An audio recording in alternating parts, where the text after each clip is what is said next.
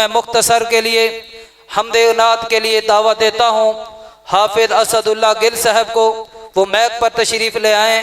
हाफिज मोहम्मद असदुल्ला गिल साहब। मेरा नबी सोहना उस जैसा कोई नहीं होना, मेरा नबी सोहना उस जैसा कोई नहीं होना। दुरूदो सलाम साईं ते हो मन लखा करोड़ा। जरा कहो सुभान अल्लाह। मेरा नबी सोहना उस जैसा कोई नहीं होना, मेरा नबी सोहना सोहना उस जैसा कोई नहीं होना। टुकड़ाए मेरे दिल दा हसदा तेरे दखिलदा, माहिया में ना दसावे नहीं जोड़ मेरे फुल दा। सोहना जो लब हिलावे कुरान बन दजावे, ए चन्ने आसमानी सोहने दा है खिडौना। मेरा नबी सोहना उस जैसा कोई नहीं होना, मेरा नबी सोहना उस जैसा कोई नहीं होना। और आखिरी जुमला पढ़ाते मेरा सलाम। तू जींदे आंदे दुख वंडिया कर,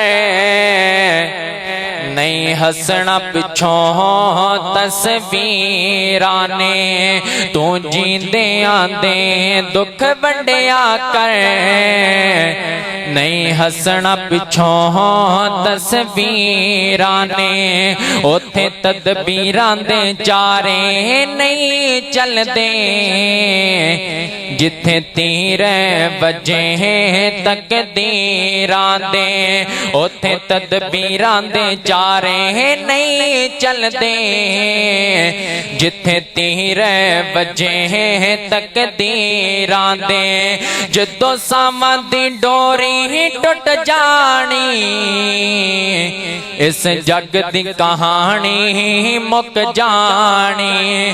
तेरा सब कुछ इथे रह जाना, नहीं जाना नाल जगीरा ने। तू जींदे आंदे दुख वंडिया कर, नहीं हसना पिछों तस्वीरां ने। कखे उड़ते लखा बदियां दे है फेर हनेर सवेरे दा। ए ओंदी दिसदी सबना नो बन जांदी का बनेरे दा। ते मालिक कबरी जा सौंदे ने, डर लगदा दवस दे डेरे दा। उथे तदबीरां दे चारे नहीं चलदे, जिथे तीर वजे तकदीरां दा। कोई बन गया रौनक पखियां दी, कोई छोड़ के शीश महल चलिया। कोई पलिया नाज ते नखरियां विच, कोई रेत गरम ते चाचा थल चलिया। कोई भुल गया मकसद आवन दा, कोई करके मकसद हल चलिया। इथे हर कोई यार मुसाफिर है, कोई अज चलिया कोई कल चलिया। तू जींदे आंदे दुख वंडिया कर, नहीं हसना पिछों तस्वीरां ने। उथे तदबीरां दे चारे नहीं चलदे, जिथे तीर वजे तकदीरां दे। मीम मौत दियान हवा चली, लोगों बस दे शहर वीरान हो गए। उल्लू बोल दिने सुंजियां बैठकां च, खाली बंदियां बाज मकान हो गए। ते जिन्ना बागां दे गए ने टुर माली, उते सुक के डिंगरां वांग हो गए। यारो पुत्र नहीं जिन्ना दे जहान अंदर गुम उन्ना दे नामो निशान हो गए ते लखियान बहारा विच गुलशन माली बाग दे मुख पर तामण नहीं बाज मारनी ने किसे मां मांगो पुत कह के किसे गल लामण नहीं ते जिम लाड लड़ाए ने मां प्यारी इंज लाड किसे मिल डामण नहीं दिल रोंदा रहिंदा तां साजिद जान वाले ने मुड़ के आमण नहीं तू जींदे आंदे दुख वंडिया कर नहीं हसना पिछों तस्वीरां ने उथे तदबीरां दे चारे नहीं चलदे जिथे तीर बजे तकदीरां दे। अस्सलाम वालेकुम। माशाअल्लाह कारी साहब हाफिज साहब ਤੁਹਾਨੂੰ ਕਹਿ ਰਹੇ ਸੀ ਕਿ ਜਿੰਦਿਆਂ ਦੇ ਦੁੱਖ ਵੰਡਣੇ ਚਾਹੀਦੇ। ਸਾਡਾ ਇਹ ਅਸੂਲ ਹੈ ਕਿ ਅਸੀਂ ਜਿੰਦਿਆਂ ਦੇ ਨਹੀਂ ਵੰਡਦੇ ਮੋਇਆਂ ਦੇ ਵੰਡਨੇ ਆ।